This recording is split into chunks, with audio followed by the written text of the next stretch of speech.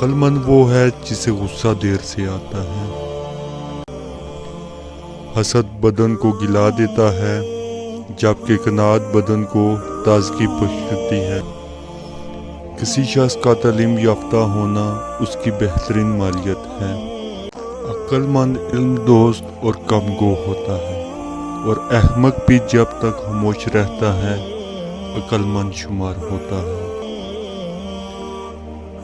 جو شخص خاموش رہتا ہے وہ بہت دانا ہے، کیونکہ کثرت کلام سے کچھ نہ کچھ گناہ سرزد ہو جاتا ہے۔ دل کے راز ظاہر کرنے والا جاہل اور انہیں آخر تک چھپانے والا دانش مند ہے۔ علم اور خوف خدا سے عزت ملتی ہے۔ بے وقوف کے ہاتھ پیغام بھجوانا اپنے پاؤں پر کلہاڑی مارنے کے مترادف ہے۔